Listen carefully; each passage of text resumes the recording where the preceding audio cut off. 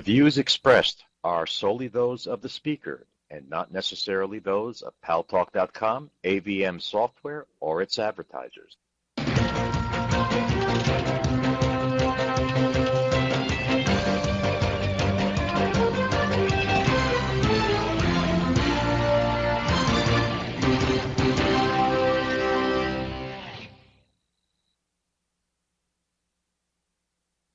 Sorry about that. News Talk is online. News Talk Online is a production of Paltalk.com, the largest multimedia interactive program on the internet with more than 4 million unique users on demand on iTunes and on YouTube and on my blog, GaryBaumgarten.com, where you are encouraged to post your comments, whether you agree with yours truly or not. No retribution. And thanks to our good friends at CRN Digital Talk Radio, we're syndicated to an additional 12 million households. I welcome you to the show. Just a programming note, don't forget at 8 o'clock New York time tonight in the Make It Pro TV room on Paltalk.com, I will be interviewing softball Olympic gold medalist Michelle Granger, who has the lowest ERA that you might ever find for any pitcher, whether a male or female, professional or amateur, and you still have time to go to makeitpro.com, free registration, and make a nice comment on her wall there, and that makes you eligible for an autographed softball from Michelle, or an autographed picture, or an upsell free of a premium Nick on Paltalk, or a Make It Pro t-shirt. We just heard the President of the United States, Barack Obama, talking once again about Homeland Security in general and airline safety in specific. And we will return to that topic at the bottom of the hour. But at the top of the hour, I'm so glad to have with us from the International Federation of Journalists, Ernest Sagaga, who's joining us from Belgium. The International Federation of Journalists is one of those organizations that fights for the rights of reporters worldwide.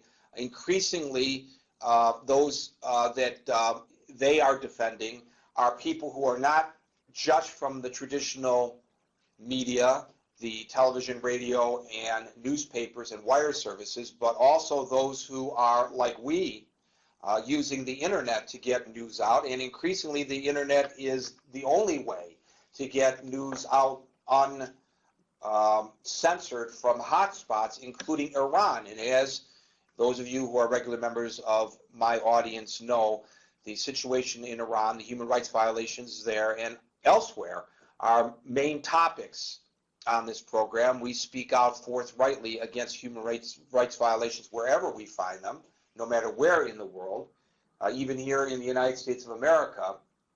But the crackdowns on the journalists in Iran are pretty reprehensible, and the International Federation of Journalists has documented the recent arrest of 12 journalists in Iran, and that's extremely disquieting. And as soon as I heard about this, I felt it would be very important to bring that story to you, my dear audience. Ernest Sagaga, welcome to News Talk Online on the Paltalk News Network. Thank you very much for having me. Yes, sir. I hope you can hear me okay. If not, I'll speak up a little bit. Ernest, yes, I can hear right. You hear all right. Okay, excellent. Usually people don't have trouble hearing me because I have such a big mouth. This is obviously, as I said, disquieting, and it's just the latest attempt by the Iranian government to silence the flow of information out of there to the rest of the world.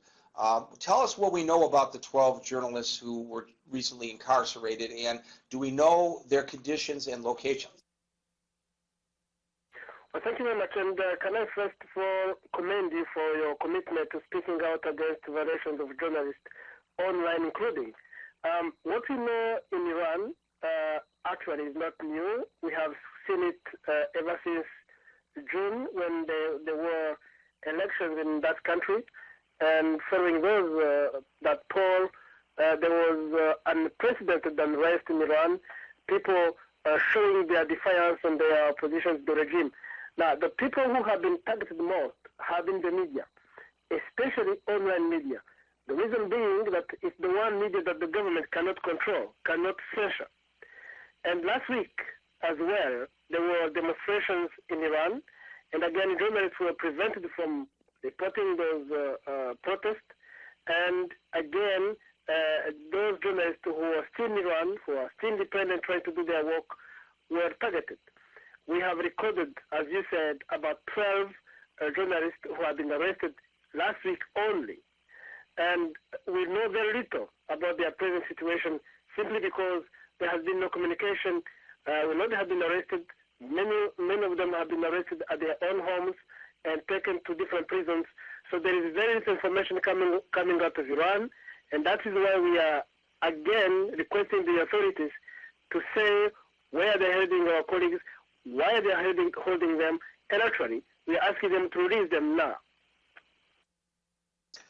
You know, let me just say this. What to me, the most important part of what you just said, Ernest, is that this is nothing new in Iran. So obviously, these 12 journalists knew that by plying their trade, doing the very important work of getting the truth about what's happening in that nation out to the rest of the world, they were putting themselves in harm's way. They knew that, and yet they did it. They didn't shy away from their responsibilities to tell the truth to the rest of us. What does that say about them and other journalists as well in Iran and outside of Iran who are doing their job at great peril for the rest of us?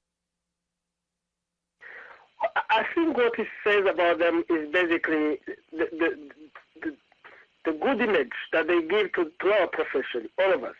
They work under extreme conditions, under hostile conditions, and yet they carry on fighting on, sometimes isolated, sometimes alone. And we really must commend what they do. We must commend their efforts. And actually, at the same time, we must never speak to, or we must never stop to speak on their behalf, to claim, to ask the government to release them. They haven't done anything wrong, you see. They haven't broken any law. Some of them actually were arrested, as I said, in their own homes. So they are not reporting on anything. But the government has developed, I think, a paranoia about anybody whom they cannot control. But really, these guys, these colleagues, they do us proud as journalists, and I think we should stand by them and defend their case. Well, Ernest Sagaga of the International Federation of Journalists, you know, it's my sense, and I'm wondering whether, in your experience watching these kinds of dramas play out around the world and repressions from governments upon journalists, it is my sense that this is an indication of a desperation on the part of the Iranian government